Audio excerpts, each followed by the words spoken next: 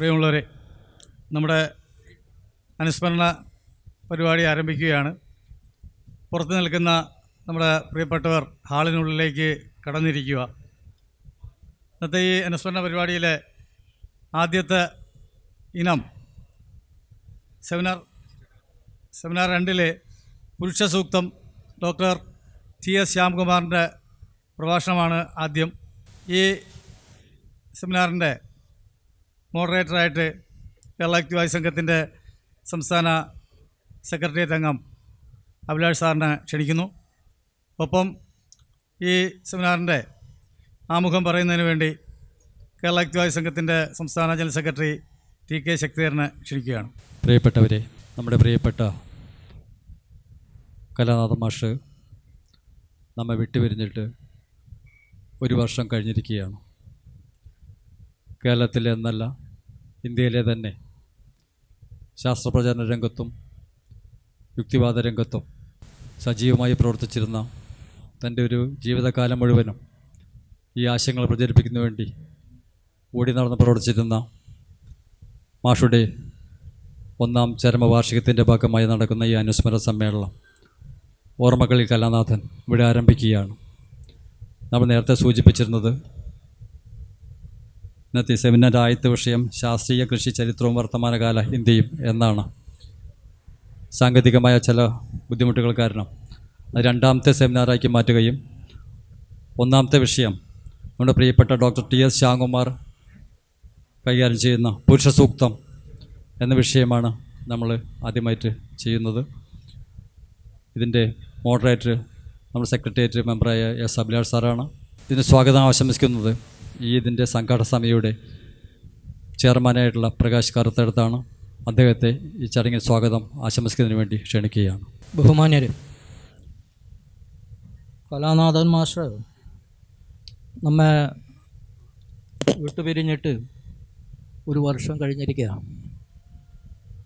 2023 March മാസം 6-ാം തീയതിയാണ് അദ്ദേഹത്തിൻ്റെ മരണം സംഭവിച്ചത്. കുറച്ചു കാലമായി പലതരം അസുഖങ്ങൾ കൊണ്ട് അദ്ദേഹം അസ്വസ്ഥനായിരുന്നു. നമ്മൾ 9-ാം തീയതി ഒരു സൗകര്യം എന്നുള്ള നിലക്കാണ് ഇതിൽ എത്തിപ്പെടാൻ ഉള്ള ആളുകൾക്കുള്ള ഒരു സൗകര്യം എന്നുള്ള നിലക്കാണ് ഈ അനുസ്മരണം പരിപാടികൾ 9-ാം തീയതിക്ക് മാറ്റിയിട്ടുള്ളത്.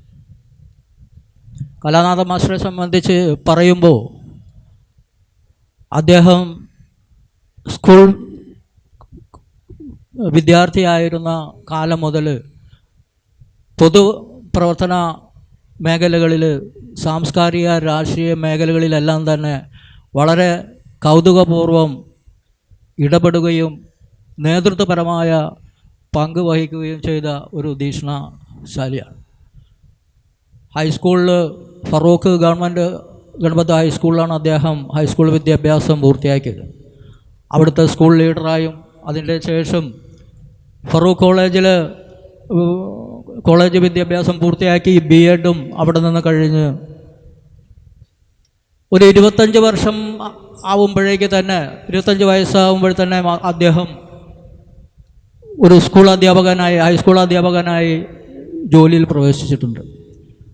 ജോലിയിൽ പ്രവേശിക്കുമ്പോഴും അദ്ദേഹത്തിൻ്റെ പൊതുജീവിതം രാഷ്ട്രീയമായി പറയുമ്പോൾ ഒരു കമ്മ്യൂണിസ്റ്റ് പ്രസ്ഥാനമായിട്ട് ബന്ധപ്പെട്ട് അതിൻ്റെ ആശയ കാര്യങ്ങളിൽ ആകർഷിക്കപ്പെട്ട് അതിൻ്റെ പ്രചരണാർത്ഥം നാട്ടിലുടനീളം മൂടി നടക്കുന്ന ഒരു ചുമതല അദ്ദേഹത്തിനുണ്ടായിരുന്നു. അപ്പോൾ യുക്തിവാദി പ്രസ്ഥാനവുമായും അദ്ദേഹത്തിന് അടങ്ങാനാവാത്ത അവിഭാജ്യത ഉണ്ടായി. യുക്തിവാദി പ്രസ്ഥാനവുമായിട്ട് ബന്ധപ്പെട്ട അന്നത്തെ കോഴിക്കോട് ചില ആളുകൾ വിളിച്ചു ചേർത്ത, തിരുവത്തരാമൻ ഉൾപ്പെടെയുള്ള ആളുകൾ വിളിച്ചു ചേർത്ത യോഗത്തിൽ അദ്ദേഹം കൗതുകപൂർവം അത് മനസ്സിലാക്കാൻ വേണ്ടി വരികയും ആ സംഘാടകരോട് പല ചോദ്യങ്ങൾ ആ യോഗത്തിൽ വെച്ച് അദ്ദേഹം ചോദിച്ചപ്പോൾ ഇദ്ദേഹത്തിലൂടെ പ്രസ്ഥാനം കെട്ടിപ്പടുക്കാൻ സാധ്യതയുണ്ട് എന്ന് മനസ്സിലാക്കിയ ആളുകൾ കലാനാഥൻ മാസ്റ്ററെ ഇതിൻ്റെ യുക്തിവാദി സംഘവുമായിട്ട് ബന്ധപ്പെട്ട തുടർ പ്രവർത്തനങ്ങൾക്ക് ചുമതല ഏൽപ്പിക്കുകയാണ് ഉണ്ടായിട്ടുള്ളത്. അതിൻ്റെ ശേഷമുള്ള ഒരുപാട് കാലത്തെ പ്രവർത്തനങ്ങൾ മാഷെ സംബന്ധിച്ചിടത്തോളം നമുക്കെല്ലാം അറിയാവുന്നതാണ്. മാഷയുടെ യുക്തിവാദ പ്രവർത്തനങ്ങൾ, പ്രഭാഷണങ്ങൾ, കർമ്മപരിപാടികൾ എല്ലാം തന്നെ അതിശയിപ്പിക്കുന്നത് ആണ്. വീട്ടിൽ ഒരു കുടുംബജീവിതം നയിക്കുന്ന കാര്യത്തിൽ വേണ്ടത്ര മാഷക്ക് വിജയിക്കാൻ കഴിഞ്ഞിട്ടുണ്ടോ എന്ന് ചോദിച്ചാൽ ഇല്ല എന്നാണ്. കലാനാമാഷ കുടുംബം മുന്നിലിരിക്കുന്നുണ്ട്, അവർക്ക് പറയാൻ കഴിയുക. പക്ഷെ അവർ കലാനാഥമാഷ സാഹചര്യം ഒരുക്കിയത് അവരുടെ സഹധർമ്മിണിയും മകനും ഒക്കെയാണ് എന്ന് പറയാതിരിക്കാൻ നിർവാഹമില്ല. അങ്ങനെ കേരളത്തിൽ നല്ല ഇന്ത്യയിലൊട്ടാകെ ഓടി നടന്ന അദ്ദേഹത്തെ അനുസ്മരിക്കുന്ന ഒരു സദസ്സ് എന്നുള്ള നിലക്ക് മാഷയുടെ ഒരു ശൈലി നിങ്ങൾക്കൊക്കെ അറിയാവുന്നതാണ്. നോട്ടുകളില്ലാത്ത ഒരു പ്രഭാഷണം മാഷ് നടത്താറില്ല. മാഷയുടെ ജീവചരിത്രത്തിനെ സംബന്ധിച്ച് പ്രതിപാദിച്ചു പോകുമ്പോൾ നോട്ടുകളില്ലാതെ പറയുക അസാധ്യമാണ്. അത്രമാത്രം സംഭവബഹുലമാണ് അദ്ദേഹത്തിൻ്റെ ജീവിത കർത്തവ്യങ്ങൾ. ഞാൻ ആ ഉദ്യമത്തിലേക്കൊന്നും കടക്കുന്നില്ല. അത് അനുസ്മരണ പ്രഭാഷണം നടത്തുമ്പോഴും എല്ലാം തന്നെ ഇതിൻ്റെ സംസ്ഥാന നേതാക്കന്മാർ ബന്ധപ്പെട്ട് സംസാരിക്കുമെന്നുള്ളത് കൊണ്ട് ഞാൻ ആ കാര്യത്തിലേക്ക് കടക്കുന്നില്ല. അത് വളരെ സാഹസം ഉള്ള ഒരു കാര്യമാണ് എന്നുള്ളത് കൊണ്ട് ഞാനതിൻ്റെ നോട്ടൊന്നും തയ്യാറാക്കിയിട്ട് ഇല്ല, അതിൻ്റെ ഉത്തരവാദിത്വമില്ല. ഈ യോഗം 2 സെക്ഷനായിട്ടാണ് ആരംഭിക്കുന്നത്. ഒന്ന്, ഒരു സെഷനിൽ സെമിനാറുകളാണ്. 4 സെമിനാർ ഇതുമായിട്ട് ബന്ധപ്പെട്ട് നടത്തുന്നുണ്ട്. പല വിഷയങ്ങളുമായി ബന്ധപ്പെട്ട സെമിനാറുകളാണ് ഇവിടെ നടക്കാൻ പോകുന്നത്. മാഷയുടെ അനുസ്മരണം നടക്കുമ്പോൾ സെമിനാറുകളും പ്രഭാഷണങ്ങളും നടത്തി അതിൽ ജനങ്ങളെ ബോധവൽക്കരിച്ച് യുക്തി ചിന്തയും അന്ധവിശ്വാസ ദുരാചാര പ്രവർത്തനങ്ങളും ദിവ്യന്മാരെയും മറ്റ് അന്ധവിശ്വാസ പ്രചാരകരെയും പൊളിച്ചടുക്കിക്കൊണ്ട് സത്യത്തിൻ്റെ മാർഗം ജനങ്ങൾക്ക് വെട്ടി തെളിയിച്ചു കൊടുത്ത അദ്ദേഹത്തിൻ്റെ സംഭാഷണ ചാതുരിയിലൂടെ ജനങ്ങൾക്ക് അനുഭവവേദ്യമാക്കി കൊടുത്ത ആ മഹാൻ്റെ ഓർമ്മകൾ അനുസ്മരിക്കുമ്പോൾ ഇതുപോലുള്ള സെമിനാറുകൾ നടത്തിക്കൊണ്ട് വിവിധ വിഷയങ്ങളെ സംബന്ധിച്ച് അദ്ദേഹത്തിൻ്റെ അനുയായികൾക്ക് അദ്ദേഹത്തിന് താല്പര്യം പ്രകടിപ്പിക്കുന്ന അദ്ദേഹത്തിൻ്റെ പ്രവർത്തനങ്ങളിൽ ആകർഷകരായ ആളുകളെ സംബന്ധിച്ചിടത്തോളം അത് അത്യാവശ്യമാണ് എന്നുള്ളത് ഒരു ബോധ്യത്തിൻ്റെ അടിസ്ഥാനത്തിലാണ് സെമിനാറുകൾ 4 സെമിനാറുകൾ ഇതുമായിട്ട് ബന്ധപ്പെടുത്താൻ ഇതിൻ്റെ നേതൃത്വത്തിലിരിക്കുന്നവർ ആലോചിച്ചത് എന്ന് വേണം മനസ്സിലാക്കാൻ. ആ സെമിനാറുകളെല്ലാം തന്നെ വളരെയധികം ആളുകൾ കാലിക പ്രാധാന്യമുള്ള വിഷയമാണ് എന്നുള്ളത് കൊണ്ട് വളരെയധികം ശ്രദ്ധിക്കപ്പെടുന്നതും അതൊരു അനുഭവമായി മാറുന്നതുമാണ് എന്നുള്ള കാര്യത്തിലൊന്നും യാതൊരു സംശയമില്ല. അതുപോലെ ഉച്ചയ്ക്ക് ശേഷമുള്ള 2 സെഷൻ അനുസ്മരണ പ്രഭാഷണം നടത്തുന്ന യുക്തിവാദി സംഘത്തിൻ്റെ നേതാക്കന്മാർ, അതുപോലെ അദ്ദേഹത്തിൻ്റെ ഓർമ്മക്ക് ശാശ്വതമായ എന്തെങ്കിലും ഒരു സംവിധാനം ഉണ്ടാക്കണമെന്നുള്ള ആലോചനയോടുകൂടി ഉണ്ടാക്കിയിട്ടുള്ള സംവിധാനങ്ങൾ, അദ്ദേഹത്തിൻ്റെ ഓർമ്മ നിലനിർത്തുന്നതിനുണ്ടാക്കിയിട്ടുള്ള സംവിധാനങ്ങൾ, അതിൻ്റെ കമ്മിറ്റി ആയിട്ട് ബന്ധപ്പെട്ട ആളുകൾ എല്ലാം തന്നെ ഇവിടെ അതുമായി ബന്ധപ്പെട്ട പ്രഖ്യാപനം നടത്തുന്നുണ്ട്. അപ്പോൾ അങ്ങനെ 2 സെഷനിലായിട്ട് ആണ് ഈ പരിപാടി നടക്കുന്നത്. ഞാൻ എൻ്റെ കർത്തവ്യത്തിലേക്ക് കടക്കുകയാണ്. ഇവിടെ നേരത്തെ സൂചിപ്പിച്ചതുപോലെ നമ്മൾ ചില ക്രമീകരണങ്ങൾ ഈ സെമിനാറുമായിട്ട് ബന്ധപ്പെട്ടിട്ട് നടത്തുന്നുണ്ട്. അത് സൂചിപ്പിച്ചു കഴിഞ്ഞു. എന്നാൽ ഈ യോഗത്തിൽ സ്റ്റേജിൽ ഉപവിഷ്ടരായിട്ടുള്ള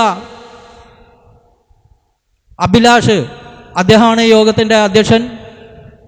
അദ്ദേഹം നമ്മുടെ സംസ്ഥാന കമ്മിറ്റി അംഗമാണ്. അദ്ദേഹത്തിനെ ആദ്യമായിട്ട് സ്വാഗതം ചെയ്യും. അതുപോലെ എലിസബത്ത്, അവർ സംസ്ഥാന കമ്മിറ്റി ഇവിടെ നേതൃത്വം അലങ്കരിക്കുന്ന അവരെയും ഈ യോഗത്തിലേക്ക് സ്വാഗതം ചെയ്യുന്നു. രാജഗോപാൽ വാകത്താനം അദ്ദേഹത്തെ പറ്റി ഞാൻ വിശദീകരിക്കേണ്ട കാര്യമൊന്നുമില്ല, എല്ലാവരും നിങ്ങൾക്കറിയുന്നവരാണ്. അദ്ദേഹത്തെയും ഈ യോഗത്തിലേക്ക് സ്വാഗതം ചെയ്യും. കൃഷ്ണൻ മാസ്റ്റർ ഈ പരിപാടിയുമായി വളരെയധികം ഓടി നടന്ന് പ്രവർത്തിക്കുന്ന അദ്ദേഹത്തെയും ഈ യോഗത്തിലേക്ക് സ്വാഗതം ചെയ്യുന്നു. ഗംഗൻ മാസ്റ്റർ നമ്മുടെ സംസ്ഥാന അധ്യക്ഷനാണ്, അദ്ദേഹത്തെയും ഈ യോഗത്തിലേക്ക് സ്വാഗതം ചെയ്യുന്നു. മുല്ലവീട്ടിൽ ബാവാക്കയെ നമ്മുടെ സമ്മേളനങ്ങൾ എവിടെയുണ്ടോ അവിടെയൊക്കെ ബാവാക്കയുടെ സാന്നിധ്യമുണ്ട്. ബാവാക്കയാണ് കലാനാഥൻ മാസ്റ്ററുടെ ഒരു സ്മാരകം എന്നുള്ള നിലക്ക് നമ്മൾ ഉണ്ടാക്കാൻ ആലോചിക്കുന്ന ആ കമ്മിറ്റിയുടെ ചെയർമാനായിട്ട് നമ്മൾ കണ്ടിട്ടുള്ളത്. അതിൻ്റെ നേതൃത്വപരമായ പങ്ക് വഹിക്കുന്ന ബാവാക്കയും ഞാൻ ഈ യോഗത്തിലേക്ക് സ്വാഗതം ചെയ്യുന്നു. ശ്യാം സാറിൻ്റെ പ്രഭാഷണം കഴിഞ്ഞ നമ്മുടെ സംസ്ഥാന കൺവെൻഷനിലും നിങ്ങൾ ശ്രവിച്ചിട്ടുണ്ടാവും. അദ്ദേഹത്തിൻ്റെ വിഷയം പുരുഷ സൂക്തം. അത് ഒരു നമ്മുടെ പുരാതന സംസ്കൃതിയുമായി ബന്ധപ്പെട്ട കാര്യങ്ങളാണ്. സംസ്കൃത പണ്ഡിതനായ അദ്ദേഹം അത് എങ്ങനെ നമ്മളെ ബോധ്യപ്പെടുത്തും എന്ന് നമുക്ക് കേട്ട് മനസ്സിലാക്കേണ്ടതാണ്. അദ്ദേഹത്തെയും ഈ ഇതിൽ സ്വാഗതം ചെയ്യുന്നു. മറ്റ് കൃഷിയുമായി ബന്ധപ്പെട്ട ക്ലാസ്സുകൾ, കാർഷിക മേഖലയുമായി ബന്ധപ്പെട്ട ക്ലാസ്സുകൾ എടുക്കുന്നതിന് ഇവിടെ ഡോക്ടർ ശ്രീകുമാർ അദ്ദേഹം ഇവിടെ എത്തിയിട്ടുണ്ട്. ഏതായാലും ഈ യോഗത്തിൽ സംബന്ധിച്ച എല്ലാവർക്കും നമ്മുടെ സദസ്സിലുള്ള മാന്യ വ്യക്തികൾക്കും സ്വാഗതം പറഞ്ഞുകൊണ്ട് യോഗത്തിൻ്റെ ഷുക്കൂർ വക്കീൽ ഇവിടെ എത്തിയിട്ടുണ്ട്. അദ്ദേഹത്തെയും അതുപോലെ നമ്മുടെ ഡോക്ടർ വി നെഹ്റു അദ്ദേഹം ഇവിടെ എത്തിയിട്ടുണ്ട്. അദ്ദേഹം ഫിറയുടെ ദേശീയ വൈസ് പ്രസിഡൻ്റാണ്. അദ്ദേഹത്തെയും സ്വാഗതം ചെയ്യുന്നു. സദസ്സിലിരിക്കുന്ന ഈ മറ്റ് നേതാക്കന്മാർ ഈ സെമിനാറുമായിട്ട് ബന്ധപ്പെട്ടിട്ടും അനുസ്മരണ പ്രഭാഷണം നടത്തുന്ന മറ്റ് നേതാക്കന്മാർ Dhanuvathupuram Sukumaran, K Unnikrishnan, Sooranad Gopan, A K Ashok Kumar, Santhosh Manavam, advocate Anilkumar, നമ്മുടെ മുമ്പത്തെ പ്രസിഡന്റ്, എല്ലാവരെയും ഈ യോഗത്തിലേക്ക് സ്വാഗതം ചെയ്തുകൊണ്ട് ഞാൻ എൻ്റെ വാക്കുകൾ ഉപസംഹരിക്കുന്നു. അധ്യക്ഷ സ്ഥാനം അലങ്കരിക്കുന്നതിന് വേണ്ടി അഭിലാഷ് സാറിനെ ക്ഷണിച്ചുകൊണ്ട് എൻ്റെ വാക്കുകൾ അവസാനം. വേദിയിലും സദസ്സിലും ഉപവിഷ്ടരായിട്ടുള്ള ബഹുമാന്യരെ, പ്രിയമുള്ളവരെ, പ്രത്യേകിച്ചും ഇവിടെ എത്തിച്ചേർന്നിരിക്കുന്ന യു കലാനാഥൻ മാസ്റ്ററുടെ ജീവിത പങ്കാളി ശോഭന ചേച്ചി, പ്രിയമുള്ളവരെ, ഇന്നത്തെ ഇന്ത്യയുടെ സാമൂഹ്യ രാഷ്ട്രീയ ചലനങ്ങൾ പിന്തുടരുന്ന ഏതൊരാളും വളരെയധികം നാണിക്കുന്ന സംഭവവികാസങ്ങളാണ് നടക്കുന്നത്. ഈ കാലഘട്ടത്തിലാണ് കലാനാഥൻ മാസ്റ്ററുടെ തീരാ നഷ്ടം നമ്മൾ ഓർത്തു പോകുന്നത്.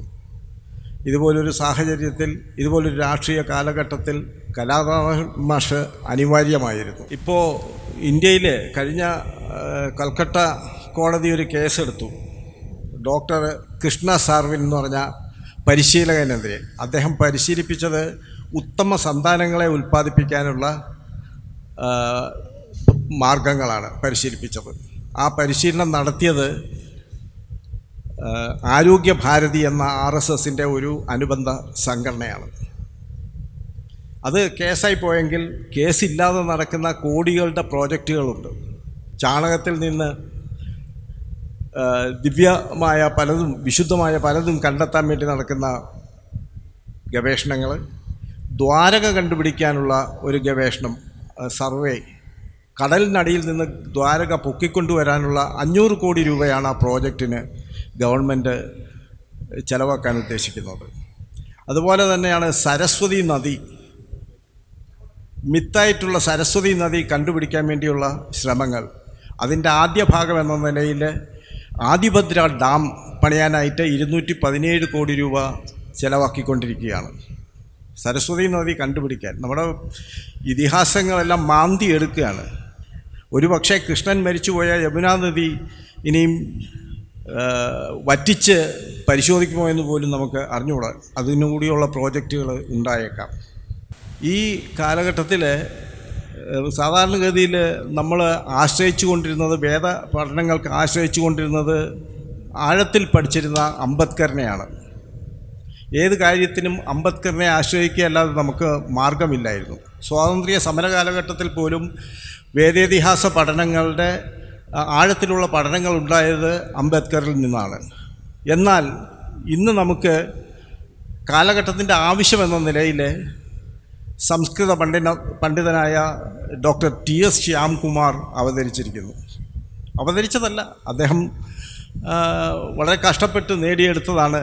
വളരെ കഷ്ടപ്പെട്ടാണ് ഈ പഠനങ്ങളൊക്കെ നടത്തി പല പ്രതിസന്ധികളെയും തരണം ചെയ്തുകൊണ്ടാണ് അദ്ദേഹം വിഷയങ്ങൾ അവതരിപ്പിച്ചു കൊണ്ടിരിക്കുന്നത്. ഇന്നും അദ്ദേഹത്തിൻ്റെ ജീവിതത്തെ തകർക്കാൻ നോക്കുന്നവരുണ്ട് എന്നുള്ള കാര്യത്തിൽ നമുക്ക് സംശയമൊന്നും ഇല്ല. അദ്ദേഹം വിയപുരം സ്വദേശിയാണ്. ഞാൻ മാവേലിക്കരക്കാരനാണ്. ഞങ്ങളുടെ അടുത്ത ഗ്രാമം തന്നെയാണ് വിയപുരം. ഹരിപ്പാട്ടെ വിയപുരം ഗ്രാമത്തിലാണ്. കാലടി ശ്രീശങ്കര ആചാര്യ സംസ്കൃത സർവകലാശാലയിൽ നിന്ന് ബിരുദാനന്തര ബിരുദവും MPhilഉം ഡോക്ടറേറ്റും അദ്ദേഹം നേടി. മഹാത്മാഗാന്ധി സർവകലാശാലയിൽ നിന്നും കൗൺസിലിങ്ങിനുള്ള പ്രത്യേക പരിശീലനം നേടി. ഇതുകൂടാതെ കോഴിക്കോട് സർവകലാശാല മികച്ച ഗവേഷണ പ്രബന്ധത്തിനുള്ള EV രാമൻ നമ്പൂതിരി എൻഡോവ്മെൻറ്റ്, അതുപോലെ VK Narayana Bhattathiri endowment, Shri KV Sharma endowment എന്നിവ അദ്ദേഹം കരസ്ഥമാക്കിയിട്ടുണ്ട്. അംബേദ്കർ സേവാശ്രീ നാഷണൽ അവാർഡും ബഹ്റിൻ പ്രതിഭാ പുരസ്കാരവും അദ്ദേഹത്തിന് തേടിയെത്തി. UGC university grants commission Rajiv ഗാന്ധിയുടെ ഫെലോഷിപ്പ് അദ്ദേഹത്തിന് ലഭിച്ചു.